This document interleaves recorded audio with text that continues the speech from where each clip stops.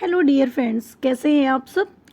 आप सभी का मोस्ट वेलकम हमारे सफलता एजुकेशन अड्डा में। डियर फ्रेंड्स, आज की इस क्लास में हम फिर से लेकर आए हैं आपके लिए इंपॉर्टेंट क्वेश्चंस। तो वीडियो को जरूर देखिएगा, एक बार वीडियो को लास्ट तक बिल्कुल देखना है आपको, स्किप नहीं करना, क्वेश्चंस का आंसर भी आपको देना है। तो चलिए आते हैं, नेक्स्ट है आपका ये प्रैक्टिस नंबर आपका 11 है, जो आप सभी के लिए काफ़ी इंपॉर्टेंट है। क्वेश्चन फर्स्ट है आपका यहाँ पर, अफीम के किस भाग से मार्फिन की प्राप्ति की जाती है। देखिए, अफीम के किस भाग से प्राप्त होता है आपको बताना है कि फल आवरण यानी कि फ्रूट कोट से। तो इसका जो राइट आंसर हो जाएगा वो ऑप्शन ए है। सेकेंड क्वेश्चन है, कोबाल्ट 60 कौन सी किरण उत्सर्जित करती है। तो कौन सी किरण उत्सर्जित करती है आपको बताना है, गामा किरणें, यानी कि right answer option C. Next question है, दाब बढ़ाने पर जल का क्वथनांक पर क्या प्रभाव पड़ता है। देखिए, जब हम दाब बढ़ाते हैं तो जो जल का क्वथनांक होता है, ठीक है, वो क्या होता है, बढ़ता है। तो इसका जो राइट आंसर हो जाएगा वो ऑप्शन ए हो जाएगा। नेक्स्ट क्वेश्चन, ऊष्मा का सर्वोत्तम चालक क्या है। देखिए, ऊष्मा का सर्वोत्तम चालक की अगर हम बात करें तो आपको बताना है सबसे अच्छा सर्वोत्तम जो है वो ऑप्शन ए है, यानी कि पारा। तो इसलिए इसका राइट आंसर क्या हो जाएगा, ऑप्शन ए हो जाएगा। नेक्स्ट क्वेश्चन, लाल सागर का लाल रंग किसकी उपस्थिति के कारण होता है। देखिए, लाल सागर का जो लाल रंग है वो किसकी उपस्थिति के कारण होता है, तो आपको बताना है कि शैवाल के कारण होता है। इसलिए इसका राइट आंसर आप लोग को क्या बताना है भाई, ऑप्शन सी है। ऑप्शन सी इसका राइट आंसर है। देखिए, शैवाल के बारे में बात करें तो इसका जो अध्ययन किया जाता है वो फाइकोलॉजी में किया जाता है। कहाँ पर आप लोग करते हैं, फाइकोलॉजी में। जीवाणु के अध्ययन को हम क्या कहते हैं, बैक्टीरियोलॉजी कहते हैं। बैक्टीरियोलॉजी कहा जाता है जीवाणु के अध्ययन को। लाइकेन की बात की जाए तो आपको बताना है लाइकेनोलॉजी, ठीक है, लाइकेनोलॉजी हम कहते हैं। नेक्स्ट है, तत्वों का सबसे पहले वर्गीकरण किस वैज्ञानिक ने किया था। तो किस वैज्ञानिक ने सबसे पहले किया था, डोबे रेनेर ने, ठीक है, किसने किया था, डोबे रेनेर ने जो सबसे पहले वर्गीकरण किया था किसका, तत्वों का। नेक्स्ट क्वेश्चन, सीने बार किसका खनिज है। देखिए, सीने बार की बात करें तो आपको बताना है सबसे अच्छा एग्जांपल डी, ऑप्शन डी, पारा। तो राइट आंसर इसका क्या हो जाएगा, ऑप्शन डी हो जाएगा। आपने अभी तक चैनल को सब्सक्राइब नहीं किया तो सबसे पहले चैनल को सब्सक्राइब करके वीडियो को लाइक एंड शेयर करना बिल्कुल मत भूलिएगा। वेरी इंपॉर्टेंट है आपके लिए क्वेश्चन, वीडियो को लास्ट तक देखिएगा, स्किप करके बिल्कुल भी नहीं देखना आपको। नेक्स्ट क्वेश्चन है आपका, हवा के वास्तविक जलवाष्प की मात्रा को क्या कहते हैं। देखिए, हवा के वास्तविक जलवाष्प की जो मात्रा होती है उसे हम परम आर्द्रता कहते हैं। इसलिए इसका जो राइट आंसर हो जाएगा वो ऑप्शन ए हो जाएगा। नेक्स्ट है, प्रकाशीय तंतु किस सिद्धांत पर कार्य करता है। देखिए, प्रकाशीय तंतु की बात की जाए तो जो प्रकाशीय तंतु होता है वो पूर्ण आंतरिक परावर्तन पे काम करता है। इसलिए इसका राइट आंसर ऑप्शन सी है। नेक्स्ट है, स्पष्ट दृष्टि की न्यूनतम दूरी कितनी होती है। देखिए, स्पष्ट दृष्टि की न्यूनतम दूरी पूछा जाएगा तो आपको बताना है 25 सेंटीमीटर होती है। इसका राइट आंसर है ऑप्शन ए। नेक्स्ट क्वेश्चन है, प्रकाश के तरंग सिद्धांत को किसने प्रतिपादित किया था। देखिए, प्रकाश के जो तरंग सिद्धांत है उसे किसने प्रतिपादित किया था, हाइगेंस ने किया था। इसलिए इसका राइट आंसर ऑप्शन सी, यानी कि हाइगेंस। हाइड्रोजन बम किस सिद्धांत पर आधारित है। देखिए, हाइड्रोजन बम की बात करें तो हाइड्रोजन बम जो होता है वो नाभिकीय संलयन पर आधारित है। इसलिए इसका राइट आंसर ऑप्शन ए हो जाएगा। नेक्स्ट क्वेश्चन पे आते हैं।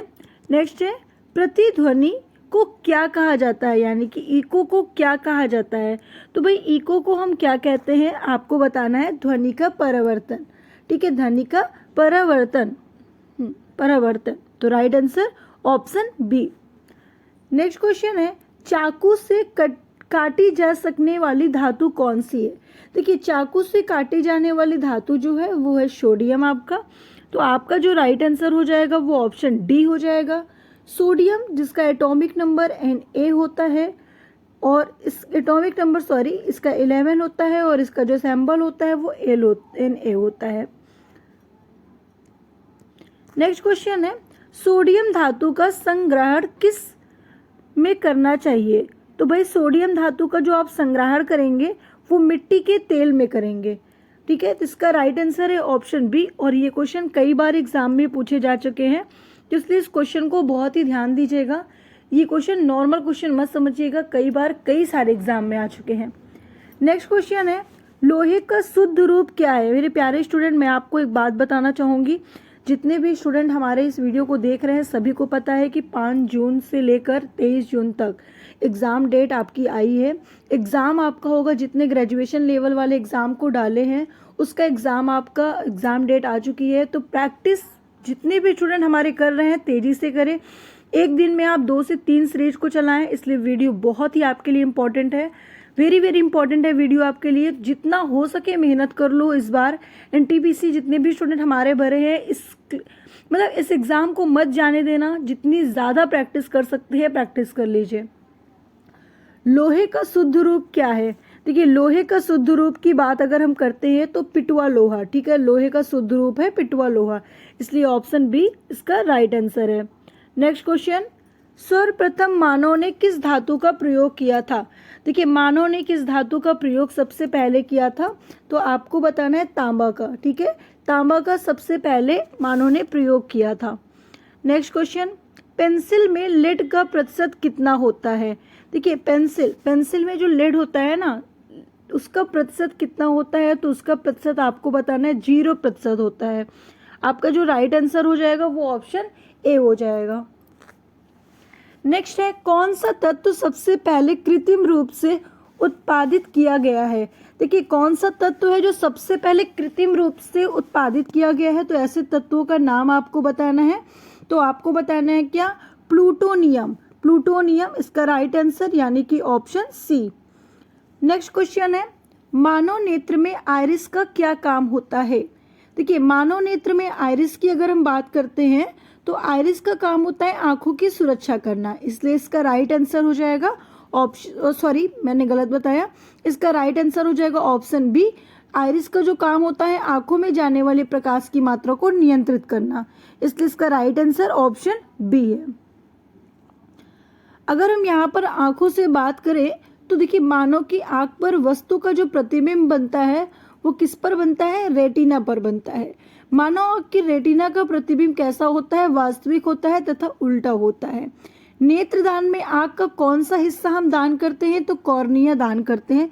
ये सारे क्वेश्चंस आते हैं एग्जाम में, मैंने आपको इस तरीके से इसीलिए बताया क्योंकि वेरी इंपॉर्टेंट है क्वेश्चंस और बहुत ही नॉर्मल सा क्वेश्चंस है, अक्सर एग्जाम में पूछे जाते हैं, बहुत ही इजी क्वेश्चंस है, ठीक है। स्वस्थ नेत्र के लिए स्पष्ट दृष्टि की न्यूनतम दूरी कितनी होती है? आपको बताना है 25 सेंटीमीटर होती है। यदि कोई व्यक्ति दूर की वस्तु को नहीं देख सकता तो इस दोष को निकट दृष्टि दोष यानी कि मायोपिया कहते हैं। और जो व्यक्ति पास की वस्तु को नहीं देख सकता उस दूर दृष्टि दोष को हम क्या बोलते हैं? हेपरमेट्रोपिया कहते हैं, ठीक है। हेपरमेट्रोपिया कहते हैं। ये एग्जाम में पूछा गया हुआ प्रश्न है। नेक्स्ट, वनस्पति विज्ञान के जनक किसे माना जाता है? देखिए, वनस्पति जनक की बात यहाँ पे अगर हम करते हैं तो आपको बताना है कि थियोफ्रेस्टस। वनस्पति विज्ञान यानी कि इंग्लिश में हम इसे कहते हैं क्या? बॉटनी कहते हैं। और बॉटनी के फादर हम थियोफ्रेस्टस को कहते हैं। इन्होंने 500 यानी इन्होंने एक पुस्तक लिखी थी द प्लांटेन, ठीक है। तो क्या कौन सी पुस्तक थी? आपको बताना है कि उस पुस्तक का नाम भाई था, क्या था? आपको बताना है हिस्टोरिया प्लांटरम। इन्होंने जो पुस्तक लिखी थी उस पुस्तक में भाई 500 प्लांट के साइंटिफिक नेम थे, ठीक है। 500 प्लांट के बारे में इन्होंने अध्ययन किया था, उसके बारे में छानबीन किया, उसका स्पीसीज क्या है, जीनस क्या है, अलग अलग कैटेगरी को देखा, उसको अलग अलग किंगडम में रख कर सारी चीज़ें उन्होंने बताई थी। तो ये अपने आप में बहुत बड़ी बात होती है, इसीलिए इसे फादर ऑफ बॉटनी कहा जाता है, ठीक है। वहीं पर अरस्तु की बात करें तो अरस्तु ने भी जो पुस्तक लिखी थी उस पुस्तक में 500 एनिमल्स के साइंटिफिक नेम के बारे में लिखा था, इसीलिए इन्हें फादर ऑफ जूलॉजी और फादर ऑफ बायोलॉजी कहा जाता है। पुरकिंजे की बात करें तो पुरकिंजे जो थे उन्होंने जीवद्रव, ठीक है, यानी कि प्रोटोप्लाज्म की खोज की थी। प्रोटोप्लाज्म की खोज किसने की थी? पुरकिंजे ने की थी। ठीक है, आगे बढ़े हम लोग। ध्वनि तरंगे किसमें नहीं चल सकती? तो ध्वनि जो तरंगे होता है वो किसमें नहीं चल सकती? आपको बताना है कि निर्वात में। इसलिए इसका राइट आंसर है ऑप्शन बी। ध्वनि की चाल अधिकतम कितनी होती है? तो आपको बताना है क्या कितनी होती है, जल्दी से बताइए। नेक्स्ट क्वेश्चन है, ध्वनि की चाल अधिकतम इस्पात में होती है। ध्वनि स्तर के मापन की इकाई जो होती है वो डेसिबल में होती है। ध्वनि तरंग अनुदैर्ध्य प्रकृति की होती है। अपसर तरंगे की आवृत्ति जो होती है वो 20 हर्ट्ज से कम होती है। ठीक है, ये भी पॉइंट आपको याद रखना है। नेक्स्ट, बीजों की प्रकृति किसमें उत्पन्न होती है? देखिए, बीजों की जो प्रकृति होती है वो किसमें उत्पन्न होती है? तो टेडोफाइट्स में होती है। तो राइट आंसर आपका क्या हो जाएगा? Option C. ब्रायोफाइट जो ब्रायोलॉजी में अध्ययन करते हैं, टेडोफाइट टेडोलॉजी में। शैवाल की बात करें तो आपको बताना है फाइकोलॉजी में। कवक की बात करें तो माइकोलॉजी में होती है। एजोला है एक, एजोला क्या है? तो एक फर्न है, जली फर्न है। इसलिए इसका राइट आंसर आप लोग क्या बताएंगे? ऑप्शन ए बताएंगे। नेक्स्ट है, निम्नलिखित में से किसे जैव उर्वरक के रूप में प्रयोग किया जाता है? देखिए, जैव उर्वरक के रूप में हम किसे प्रयोग करते हैं? तो आपको बताना है कि एजोला को। इसलिए इसका राइट आंसर क्या हो जाएगा? ऑप्शन बी हो जाएगा। मेरे प्यारे स्टूडेंट, कितने स्टूडेंट हैं जो एनटीपीसी के लिए इस वीडियो को देख रहे हैं? एक बार हमें कमेंट करके जरूर बताइएगा। नेक्स्ट क्वेश्चन, सबसे अधिक क्रोमोसोम किसमें पाया जाता है? देखिए, सबसे अधिक क्रोमोसोम की संख्या जो होती है वो टेडोफाइट्स में होती है। इसलिए राइट आंसर आपको बताना है ऑप्शन ए। किस वर्ग के पौधों में बीज बनते हैं परंतु बीज नग्न रूप में बीज नग्न रूप में पौधे पर लगे रहते हैं? तो मेरे प्यारे स्टूडेंट, आप सभी को पता है ये बात कि जिम्नोस्पर्म को कहते हैं। जिम्नोस्पर्म जिसमें पौधों में बीज तो बनते हैं लेकिन बीज नग्न रूप से पौधों पर लगे होते हैं। तो राइट आंसर आप लोग क्या बताएंगे? ऑप्शन ए बताएंगे।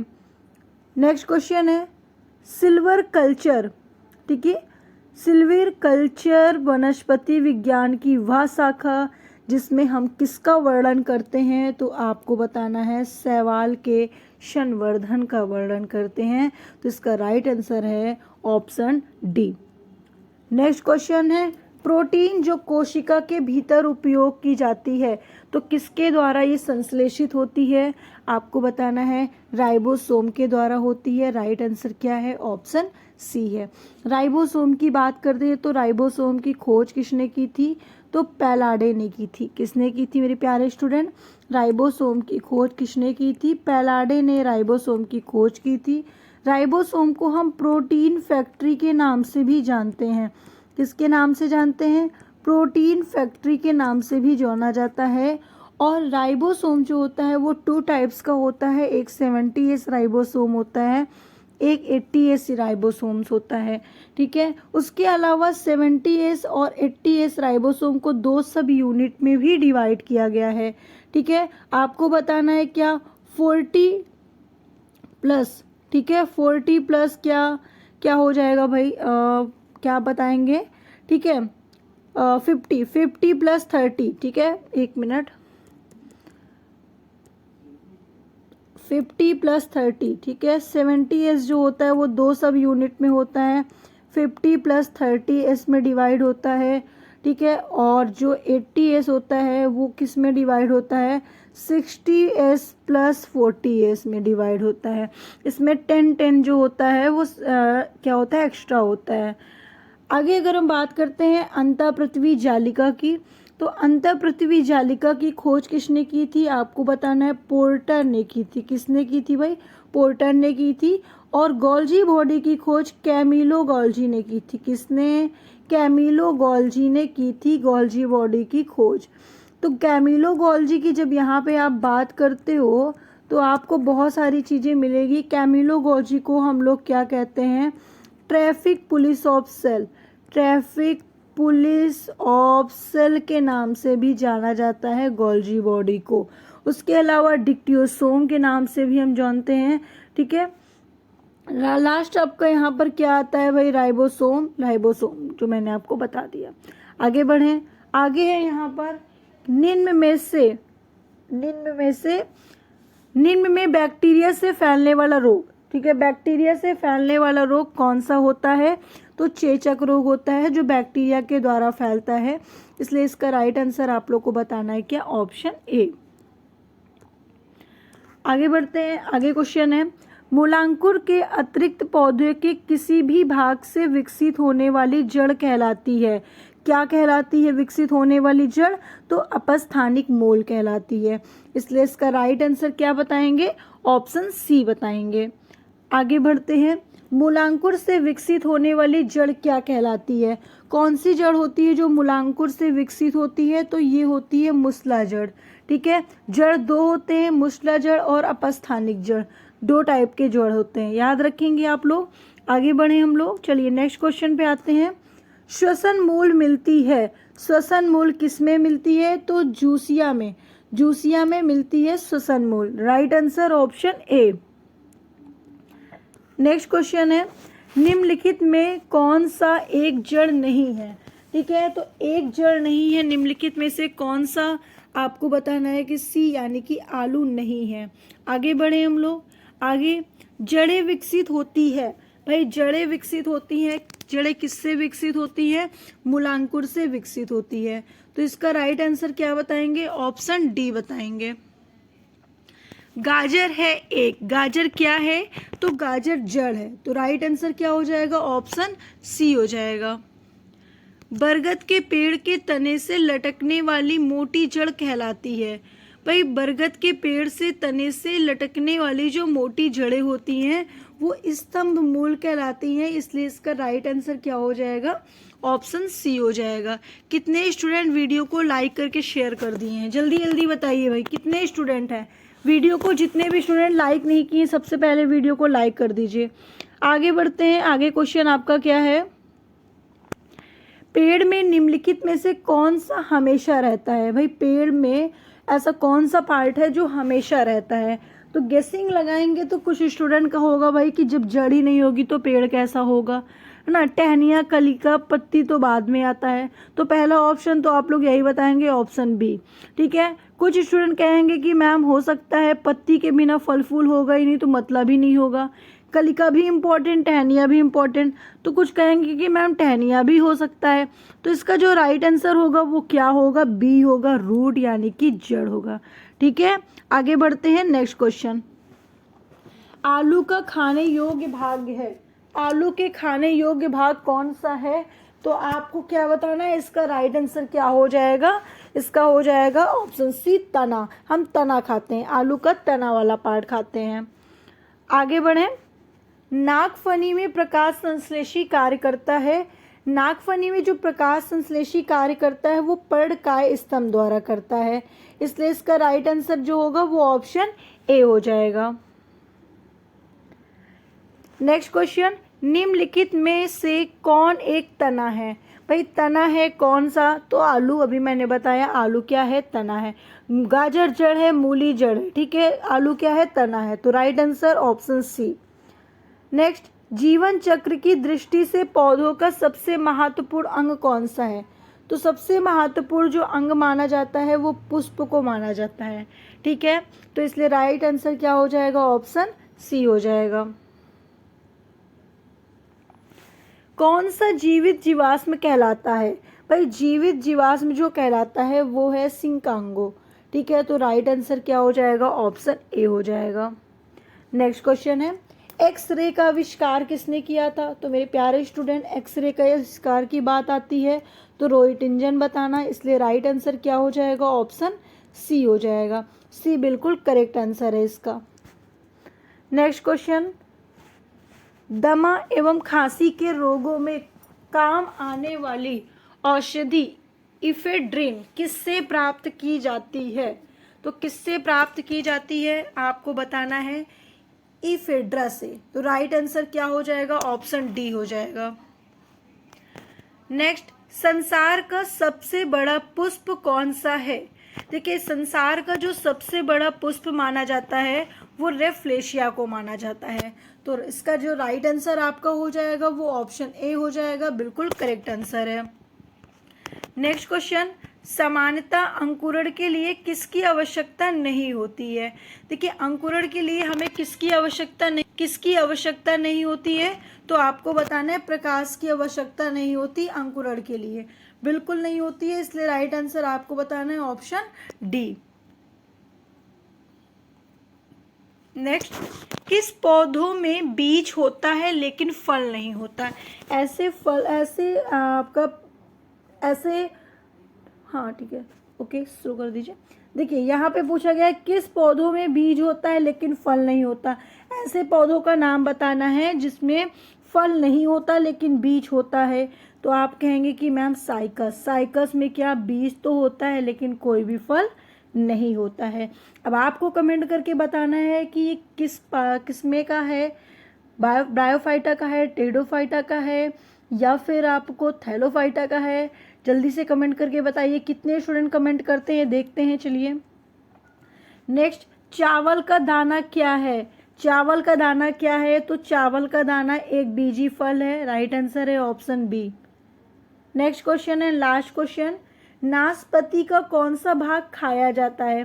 देखिए नाशपाती का कौन सा भाग आप खाते हो? तो आपको बताना है गूदेदार पुष्पासन वाले पार्ट को हम खाते हैं, इसलिए इसका जो राइट आंसर है वो ऑप्शन सी है, बिल्कुल करेक्ट आंसर होगा। नेक्स्ट पे आते हैं। नेक्स्ट क्वेश्चन आपका क्या है? नेक्स्ट क्वेश्चन जो आपके लिए है, किस पौधों में बीज होता है लेकिन फल नहीं होता है? इसका आंसर आप सभी को कमेंट करके बताना है और देखना ये है कि कितने स्टूडेंट हैं जिन्होंने आंसर हमें दिया है, कितने स्टूडेंट हमारे इस वीडियो को पूरा देखते हैं, बहुत ध्यान से देखते हैं। मैं सभी को ऑल द बेस्ट कहती हूँ। अभी से ही जितने स्टूडेंट हमारे एनटीपीसी का फॉर्म डाले हुए हैं, एग्ज़ाम आपकी डेट आ चुकी है, आप सभी लोगों ने देख लिया होगा, ऑफिशियल एग्ज़ाम डेट आ चुकी है। तो एक बार आप फिर से सोचिए कि अगर आपको एनटीपीसी देना है तो बिल्कुल भी वीडियो को स्किप मत करिए। आपको कहीं से भी क्लासेस एमसीक्यूज की प्रैक्टिस मिलती है तो उसको ज़रूर करिए। सिलेबस जितने भी स्टूडेंट हमारे सिलेबस को कवर कर रहे हैं वो प्रैक्टिस को भी करते जाएं, किसी भी चैनल से करें। मैं ये नहीं कह रही हूँ कि आप हमारे चैनल पे आइए, लेकिन किसी भी चैनल से आप देख रहे हैं तो आप ज़रूर देखिए, सारी वीडियो देखिए, बिल्कुल भी स्किप मत करिए। जितना हो सके उतनी ज़्यादा आप प्रैक्टिस करिए एमसीक्यूज का, ठीक है। साइंस में आपको सबसे ज़्यादा फोकस बायो में करना है, फिजिक्स केमिस्ट्री को भी लेकर चलना है, लेकिन बायो में आपको ज़्यादा फोकस करना है। साइंस से तो कम से कम एक भी क्वेश्चन आपको नहीं छोड़ के आना है, ठीक है। बाकी सब्जेक्ट को कवर करते हुए अपनी पढ़ाई को कंटिन्यू रखिए। अभी से आज से ही एनटीपीसी की जितनी भी स्टूडेंट तैयारी कर रहे हैं बिल्कुल भी टाइम को लॉस ना करें।